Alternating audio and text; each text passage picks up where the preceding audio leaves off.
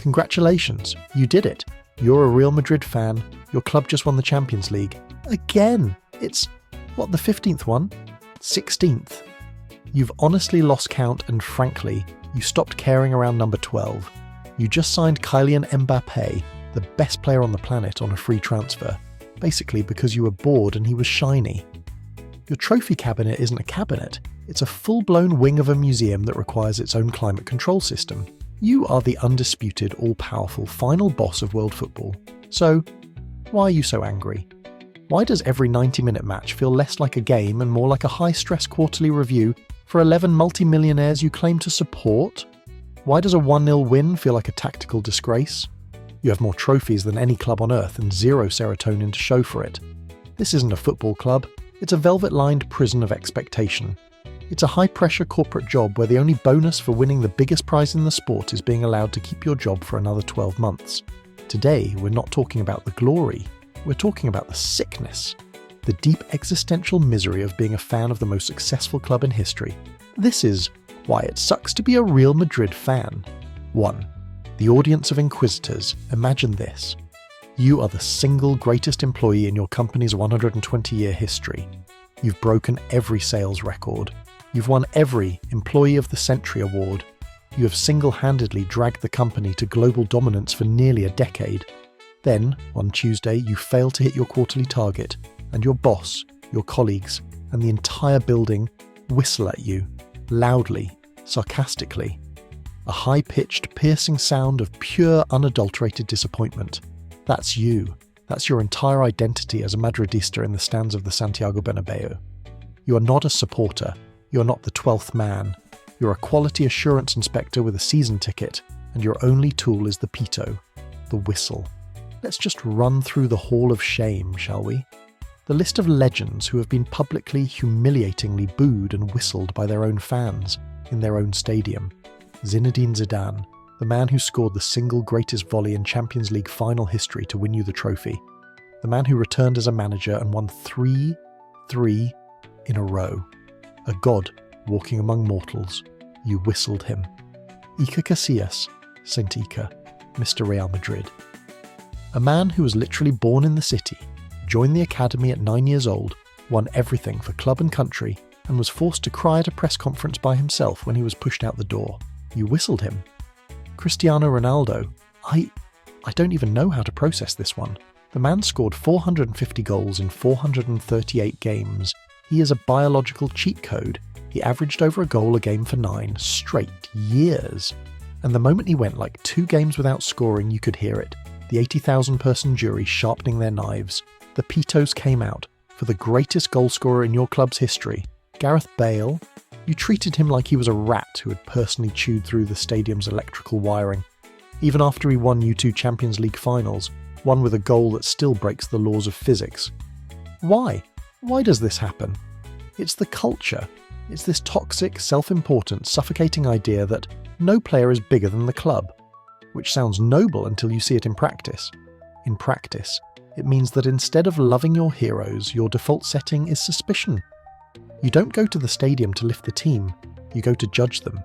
You aren't there to celebrate a 1-0 win, you're there to get angry that it wasn't 4-0 and that the new $100 million signing didn't look quite as good as Di Stefano in his prime. You're not a fan base, you're a firing squad that just hands out 24-hour reprieves. The prison of perfection. You ever watch a game where your team wins 2-0, controls possession, keeps a clean sheet, and you go home absolutely furious? Not just meh, but actively annoyed.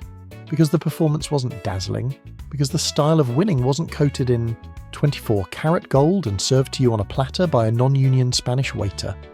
Welcome to the baseline emotional state of a Real Madrid fan. For you, winning is not the goal. Winning is the bare minimum requirement just to avoid a full-scale public meltdown. It's the cost of entry. The actual expectation is to win 5-0 every single weekend, with a 35-yard bicycle kick, a 40-pass team goal, and a free kick that breaks the sound barrier, all while your new 18-year-old Brazilian wonder kid nutmegs the opposing team's captain into a forced retirement. Anything less is a disappointment, and disappointment at the Bernabéu means one thing: the pañolada, the white handkerchiefs, the most passive-aggressive, aristocratically disgusted fan gesture in all of sports. 80,000 people waving tiny white tissues as if they just smelled poor people. This is the club that fired Carlo Ancelotti, the human embodiment of a calm, winning manager, a year after he won the Champions League because he finished second. They fired Fabio Capello twice, both times immediately after he won La Liga. Why? Not enough sparkle. This is the central curse of supporting Real Madrid. You are not supporting a football team. You're a shareholder in the Real Madrid global spectacle, and the product is being the best, most glamorous, most famous, most dominant entity on planet Earth. This is the Galáctico policy. It's not a transfer strategy. It's a marketing strategy. It's the brainchild of Florentino Pérez, a man who looks at a perfectly good, title-winning football team and thinks, this is good, but does it have enough movie stars? This is why they had to sell a defensive midfielder like Claude Makelele to buy an attacking midfielder like David Beckham. Who cares if the team falls apart? The shirts look good. This is why you had to get Mbappé, not just because he's a generational talent, but because he's a generational brand. It's a system that guarantees you're always on top, but it also guarantees you can never ever just enjoy the ride. There is no ride. There is only the summit and the endless, terrifying drop. At any other club, a 90th minute scrappy 1-0 winner is ecstasy, passion, character. At Real Madrid, it's a disgraceful performance that we were lucky to salvage, and the manager should be fired. 2. Your mortal enemy is a philosophy lecture. Let's be honest, you need Barcelona. You need them more than you need oxygen, more than Florentino Pérez needs a new stadium roof. Because without them, what even are you? Sure, you have city rivals in Atletico, but you look at them the way a CEO looks at the mailroom guy. It's cute that they try. No, your entire identity, the literal reason for your club's political and cultural existence, is to be the antithesis of everything FC Barcelona stands for. And that is exhausting. Because you didn't just pick another team to hate. You picked a team whose entire identity is a marketing slogan, Més que un club, more than a club.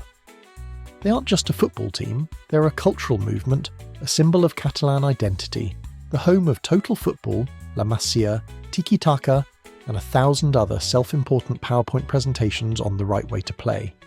You, on the other hand, are just the rich guys. Your philosophy? Win. How? By the winner. Their philosophy? A complex 4D chess game of positional play and moral superiority. This means that when you play El Clasico, you aren't just playing a football match, you're in a high-stakes, globally televised debate about ideology. And you are always cast as the villain. When you win, it's because you're the regime club, the empire, the mercenaries who bought their way to victory. When they win, it's a victory for football, poetry, the beautiful game triumphing over cynical capitalism. You won 15 Champions Leagues. They won, 5? But they have the moral victories. They have the 6-2, the 5-0, the 4-0, the image of Messi holding his shirt up at the Bernabéu. Those moments are your nightmares. They aren't just losses, they are humiliations that invalidate your entire project. When Real Madrid loses a final, it's a sporting failure. When Barcelona loses a final, their fans still complain that the grass was too long and the other team didn't play football. You're locked in an eternal, petty, toxic relationship with an opponent who refuses to shut up about how special they are. And the worst part, you care. You care so much. You pretend to laugh when they get knocked out of the Europa League by a team from Frankfurt, but you're also the first person to check their lineup. You define your success not by your own trophies, but by the margin of points between you and them. You're the most successful club in the world, and you still have a deep-seated pathological inferiority complex, because the cool kids in art school don't respect your methods. 3. The 6-game season. For 99% of football clubs on Earth, winning your domestic league is the entire point of the season.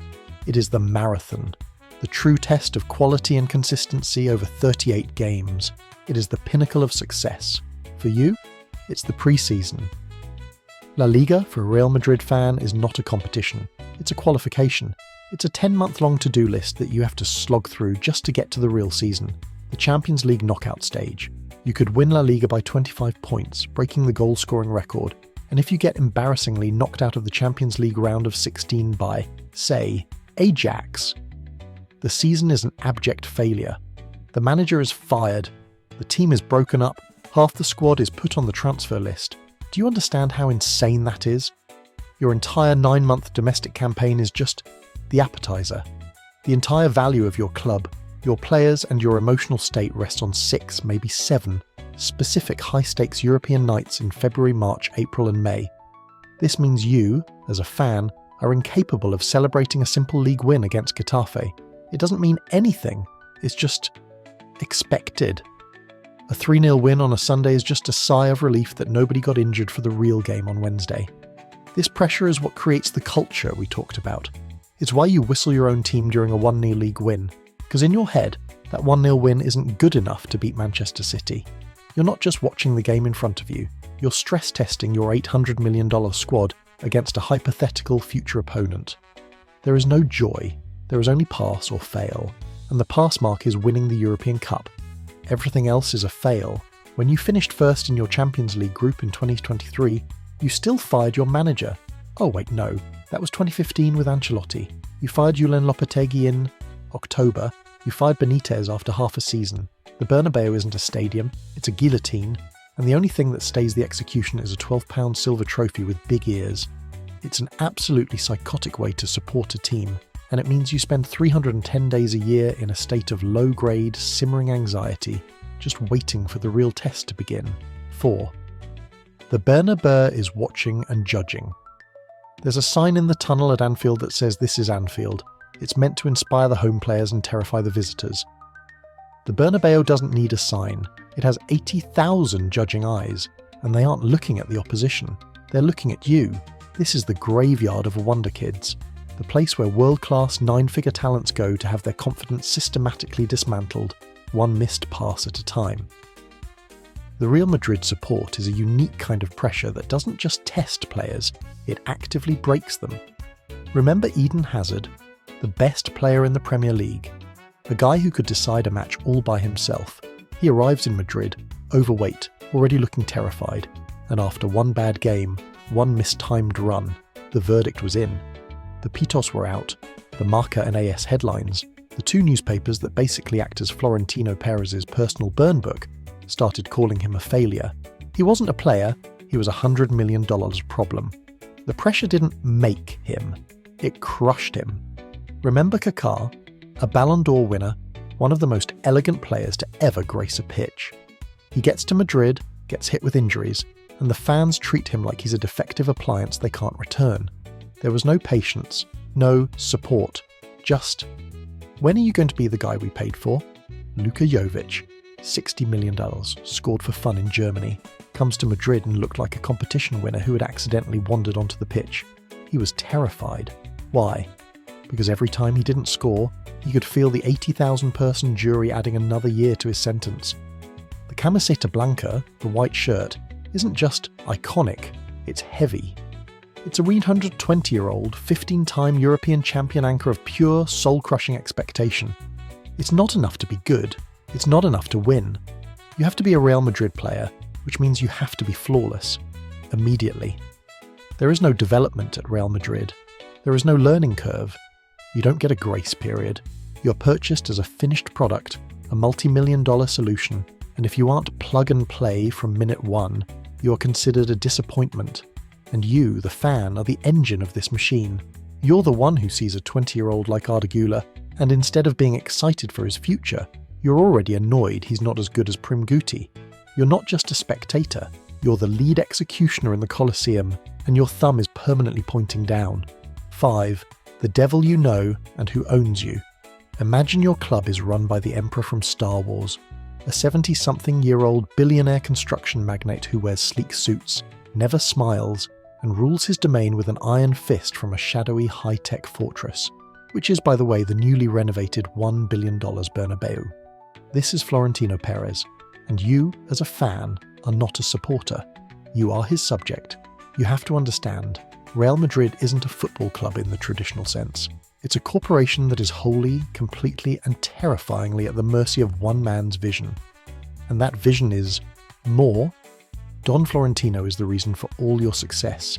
He's the architect of the Galácticos, the man who built the financial empire that allows you to buy Jude Bellingham and Kylian Mbappé, while Barcelona is busy selling its TV rights and office furniture.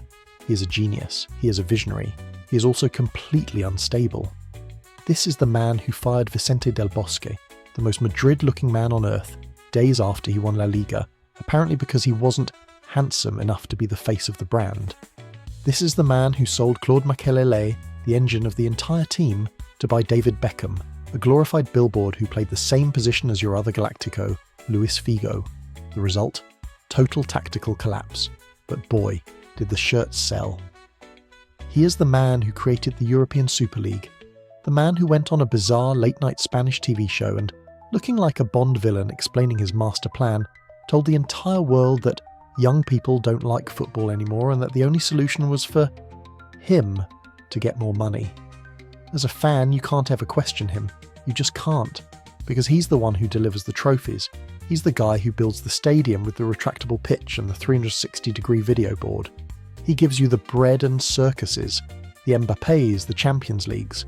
In return, he gets to be the sole unquestioned autocrat. He fires legends, he pushes out club captains, he treats managers like temporary office staff, and you, the socio, just have to nod and applaud, because the alternative is, what? Going back to being just a football club? No, you're a project. You are the personal $10 billion plaything of a man who sees football not as a sport, but as a global content asset. And you're just along for the ride, terrified that the moment you stop winning, he'll just sell the whole thing for parts. 6 before they can grow facial hair. You have La Fabrica, the factory. And it's called that because its primary purpose is manufacturing assets for you to sell. You love to pretend you care about youth. You'll applaud when a kid like Nacho, a man who's been at the club since he was 11 and has the loyalty of a golden retriever, lifts a trophy. But let's be honest, you don't really want him starting. You want the $100 million German defender over him. The Fabrica isn't a pathway to the first team. It's a pathway to a $30 million buyback clause. For everyone Guti or Casillas who makes it, there are a dozen Achraf Hakimis, a world-class generational talent born in Madrid, right under your nose. You had him, and you loaned him out, and then sold him, because you had to keep playing Czech's notes, Dani Carvajal, and now Hakimi is one of the best right-backs on earth and you're watching him play for PSG. What about Martin Ødegaard? You signed him as a 15-year-old child, paraded him in front of the media, and then just let him rot. You suffocated him with pressure, loaned him out 700 times, and the moment he started looking like the player you paid for, you sold him to Arsenal, where he's now their club captain and one of the best midfielders in the world.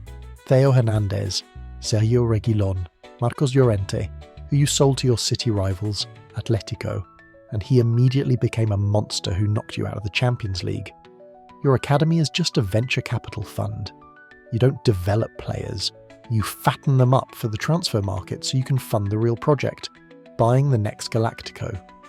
The ultimate irony is that you, the fan, are totally complicit. You get more excited about a 30-second YouTube compilation of a 17-year-old from Brazil who you just paid $50 million for, than you do about a homegrown Canterano who has been bleeding white for a decade.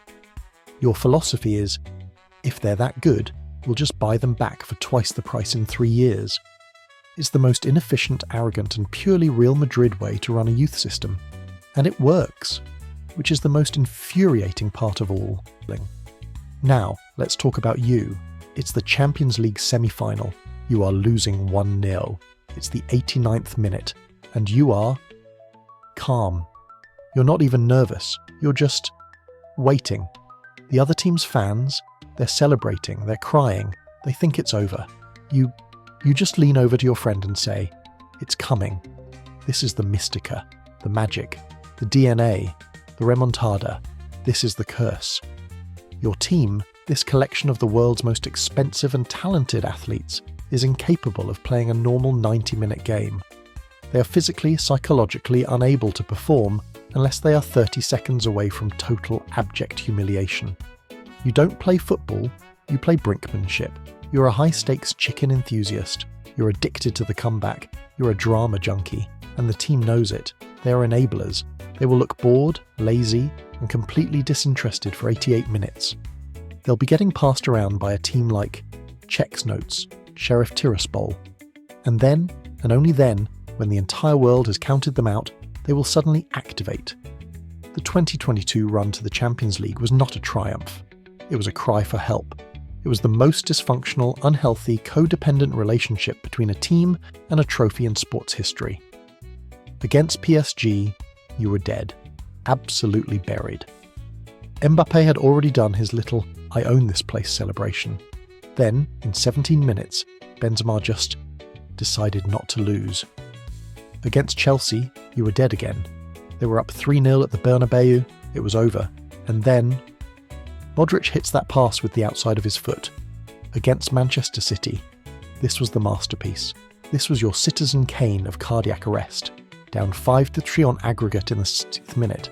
You had 0 shots on target. The analytics nerds had your win probability at 0.01%. And then, Rodrigo. Twice. In 90 seconds. You as a fan are forced to live in this perpetual state of cardiac terror. You can't enjoy a simple 2-0 win. That's boring. You need the despair. You crave the 89th minute panic. You only feel alive when you're 10 seconds from death. That's not support. That's a trauma bond. You're in a toxic relationship with epic moments, and you've completely forgotten what a relaxing Saturday feels like. 8. The Emperor's new trophy. So, you did it. The season's over. You've just watched your captain lift the Champions League trophy. Again. You're standing in the pub, or sitting on your couch, surrounded by confetti. And what's the first feeling that washes over you? Is it joy? Is it ecstasy? Passion? No. It's relief. That's all you get. Not happiness, just relief. The feeling of not failing. The absence of a disaster. You've successfully avoided the humiliation of not winning the one trophy you're supposed to win every single year. Your team just cemented your place as the undisputed kings of the world. And your primary emotion is just a quiet, tense exhale, followed immediately by the question, okay, but who are we signing in August? This is the final curse. You've won so much, you've dominated so thoroughly, that victory itself has lost all meaning. It's no longer a celebration, it's just a confirmation, a checking of a box. You are the fan equivalent of a billionaire who is miserable because his new yacht is only the 3rd biggest in the marina. You just signed Kylian Mbappé, Jude Bellingham, and Endrick in the span of 18 months. And your fan base is still finding ways to complain about the tactical setup for a 3-0 win. You're the only fan base on earth that could whistle a man like Vinicius Jr., a player who literally wins you Champions League finals, because you find his attitude a bit annoying. The entire Real Madrid project isn't about football. It's not about community or loyalty or the beautiful game. It's a high-fashion luxury branding exercise. And you aren't a fan, you're a client. You don't support the team, you consume the product, and the product is inevitability. But inevitability is boring, it's sterile, it has no soul. So you manufacture your own drama. You invent new ways to be miserable. You boo your own legends, you wave your stupid white flags, you call for the manager's head after a single draw, all just to feel something. You have won everything. You have the best players, you have the best stadium, you have the most history, and you are, without a doubt, the most miserable, joyless, and emotionally bankrupt fan base on the entire planet. Congratulations on the 15th title. It will never ever be enough. Congratulations, you have it all, and it's still not enough. It will never be enough. Subscribe for more group therapy.